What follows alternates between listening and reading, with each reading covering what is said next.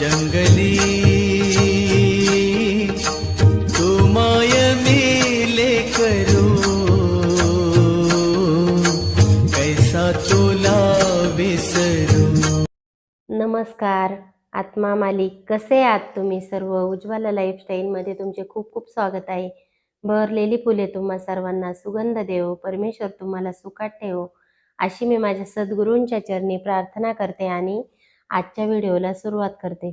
गणपती बाप्पा हे बुद्धीचे दैवत आहे, त्यामुळे बुद्धी ज्ञान देणारे गणपती बाप्पाच आहे।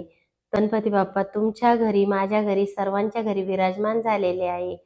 तर गणपती बाप्पांचे रोज गणपती अथर्व शीर्ष 10 दिवसामध्ये गणपती अथर्व शीर्ष हे म्हटलंच गेलं पाहिजे।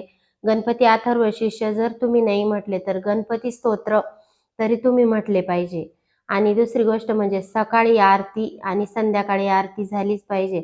आरती करताना गणपतीची आरती, दुर्गे दुर्गट भारी आरती, आणि जे तुमचं कुलदैवत आहे ती आरती, शंकराची आरती, आणि जे तुमचे गुरु आहे त्यांची आरती झाली पाहिजे। आणि त्यानंतर तुम्ही खिरापतीचा नैवेद्य दाखवू शकता, साखरीचा नैवेद्य दाखवू शकता, मोदकचा नैवेद्य दाखवू शकता।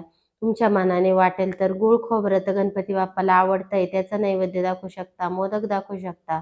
तुमच्या मनाने तुम्ही नैवेद्य दाखवू शकता। देव तुम्ही खूप म्हणजे खूप मोदक वगैरे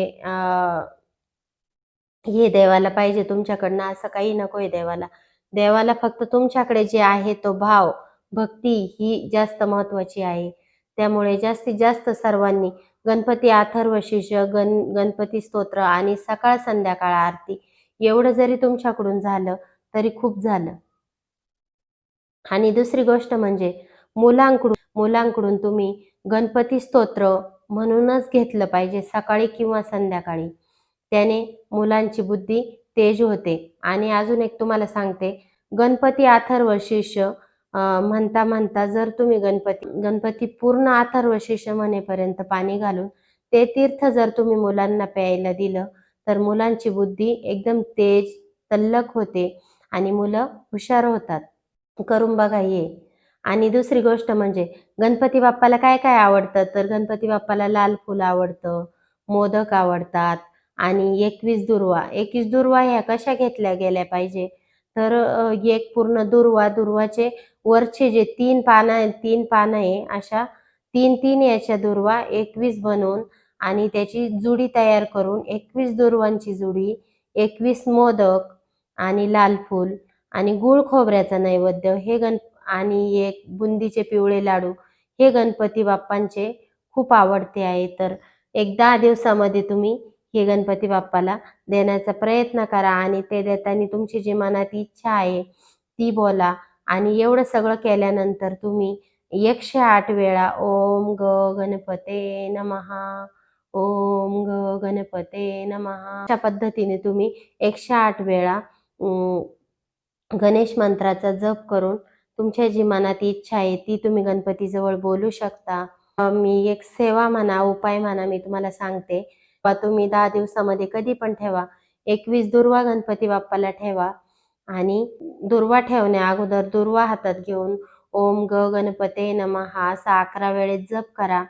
आणि त्यानंतर एक वेळेस गणपती अथर्व शीर्ष म्हणा, एक वेळेस तुम्ही गणपती स्तोत्र बोला, आणि 108 वेळा ओम ग गणपते नमः या मंत्राचा जप करा दुर्वा उजव्या हातात घेऊन।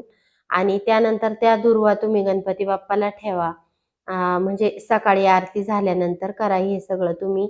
आणि त्या दुर्वा गणपती बाप्पाला ठेवा, आणि त्याबरोबर एक खोबऱ्याच्या वाटीमध्ये गूळ ठेवा, आणि गूळ खोबरं आणि 21 दुर्वा, आणि दुसऱ्या दिवशी त्या दुर्वा उचलून घ्या, आणि त्यातल्या दुर्वा जे तुमची पैशाची तिजोरी आहे तिजोरीमध्ये तुम्ही ठेवू शकता, आणि जी तुमची आपली पैशाची पर्स असते पर्समध्ये पण 2 दुर्वा ठेवू शकता।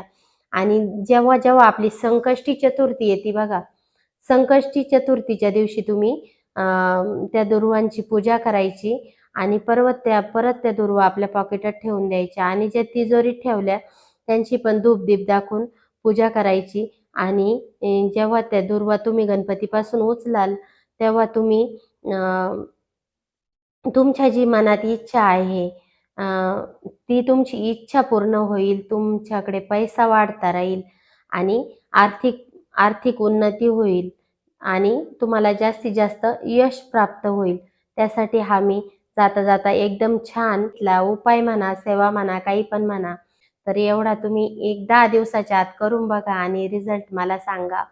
आणि ज्यावेळेस आता ह्या वर्षी तुम्ही त्या दुर्वा ठेवल्या 21 दुर्वामधल्या अ, काही तिजोरीत ठेवल्या, काही तुमच्या पॉकेटमध्ये ठेवल्या.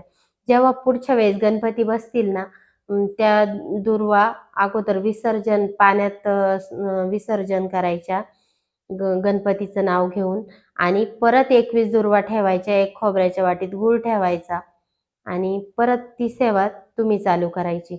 अशा पद्धतीने एक तुमच्यासाठी खूप छान अशी सेवा पण मी सांगितली आणि गणपती बाप्पाची तुम्ही सकाळ संध्याकाळ तर आरती करतच चाला. अथर्वशीर्ष वाचा.